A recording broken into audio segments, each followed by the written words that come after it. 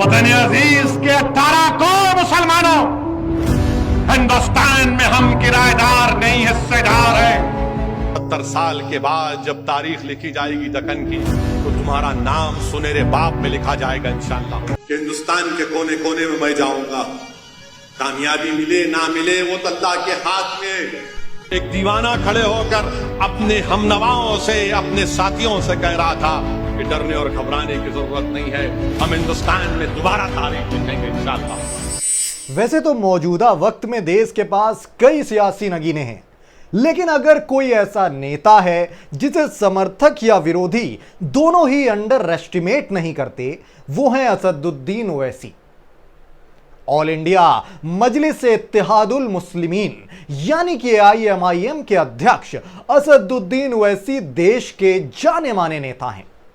ओवैसी भले ही मुख्यमंत्री या केंद्रीय मंत्री जैसे पदों पर नहीं रहे, वो हैदराबाद लोकसभा क्षेत्र से महज सांसद हैं। बावजूद इसके असद की लोकप्रियता सिर्फ हैदराबाद तक नहीं बल्कि पूरे देश तक है।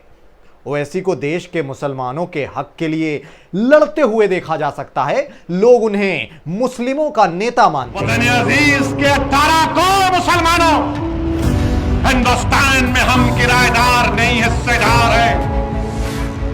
हम हिंदुस्तान में किराएदार नहीं हिस्सेदार हैं। हम हिंदुस्तान में दूसरे दर्जे के शहरी नहीं, बराबरी के शहरी हैं। इख्तिदार किसी के पास होगा, मगर तुम मुझे हिस्सेदार और हिस्से से नहीं हटा सकते। तुम मुझे किराएदार का रुतबा नहीं दे सकते। तुम मुझे नीचे नहीं गिरा सकते, क्योंकि हिंदुस्तान का संविधान है। हिंदुस्तान में अभी आइन जिंदा है। 300 जीतने से कोई आइन के हुकूक मुझसे नहीं छीन सकेगा। हालांकि असदुद्दीन खुद ऐसा कभी नहीं मानते। उनका कहना है कि उन्हें मुस्लिमों के अलावा अन्य समुदाय के लोगों का भी भरपूर समर्थन मिलता है। वो बिना किसी डर के अपने किरदारों को जनता के सामने रखते हैं। हालांकि अपने बयानों के कारण ओवैसी अक्सर विवादों में भी रहते हैं और बहादुरी के साथ बेखौफ होकर हम इस हालात का मुकाबला करेंगे। तो याद रखो, 70 साल के बाद जब तारीख लिखी जाएगी दक्कन की, तो तुम्हारा नाम सुनहरे बाप में लिखा जाएगा इंशाअल्लाह। ये होकर रहेगा और मैं यह करा कर रहूंगा इंशाअल्लाह होगा, क्योंकि हम इस दुनिया से मर जाएंगे, हम तमाम नहीं रहेंगे, मगर 70 साल के बाद लोग बोलेंगे कि हाँ, दारुस्सलाम की इस मुबारक जगह पर एक इजलास हुआ था। एक दीवाना खड़े होकर अपने हमनवाओं से, अपने साथियों से कह रहा था कि डरने और घबराने की जरूरत नहीं है, हम हिंदुस्तान में दोबारा तारीख लिखेंगे इंशाअल्लाह। आज हम इसी सियासी दिग्गज का पूरा इतिहास इस वीडियो में आपको बताएंगे। असदुद्दीन ओवैसी का जन्म 3 मई 1978 को हुआ था और तेलंगाना के हैदराबाद में इनका जन्म हुआ था। ओवैसी परिवार का राजनीति से सालों पुराना नाता है। ओवैसी ने साल 1957 में राजनीतिक पार्टी मजलिस इत्तेहादुल मुस्लिमीन को ऑल इंडिया मजलिस इत्तेहादुल मुस्लिमीन के रूप में एक बार दोबारा प्रारंभ किया था। असदुद्दीन ओवैसी के पिता का नाम सुल्तान सलालुद्दीन ओवैसी है, वहीं उनकी पत्नी का नाम फरहीन ओवैसी है। ओवैसी के 6 बच्चे हैं, जिनमें से 1 बेटा और 5 बेटियां हैं। असद के भाई अकबरुद्दीन ओवैसी तेलंगाना विधानसभा के सदस्य हैं। उनके सबसे छोटे भाई बुरहानुद्दीन ओवैसी इत्तेहाद के संपादक हैं, जो कि एक अखबार है वहां प्रकाशित होता है, उसके संपादक हैं। अब आपको यह बताते हैं कि ओवैसी साहब पढ़े लिखे कितना हैं। असदुद्दीन ओवैसी ने अपनी जो स्कूली शिक्षा है वो हैदराबाद से पूरी की। उन्होंने उस्मानिया यूनिवर्सिटी से बैचलर ऑफ आर्ट्स से जो है ग्रेजुएशन अपना जो है पूरा किया था, और इसके अलावा उन्होंने लंदन के एक विश्वविद्यालय से अपनी वकालत की पढ़ाई पूरी की है। अब बात उनके राजनीतिक सफर की, सियासी सफर की। असदुद्दीन ओवैसी ने पहली बार साल 1994 में चुनाव लड़ा था। उन्होंने आंध्र प्रदेश की 4 मीनार विधानसभा सीट से 1994 में जीत दर्ज की थी। इसके बाद साल 2004 में ओवैसी ने हैदराबाद लोकसभा से चुनाव लड़ा और जीत भी दर्ज की। ओवैसी अब तब से वहीं से सांसद हैं। असदुद्दीन ओवैसी अब अपनी पार्टी का विस्तार तेलंगाना से बाहर दूसरे प्रदेशों में भी करने के लिए लगातार मेहनत कर रहे हैं। अब भाई ओवैसी साहब का जिक्र हुआ तो उससे जुड़े विवादों का जिक्र भी बेहद जरूरी हो जाता है। असदुद्दीन ओवैसी का विवादों से काफी गहरा नाता रहा है।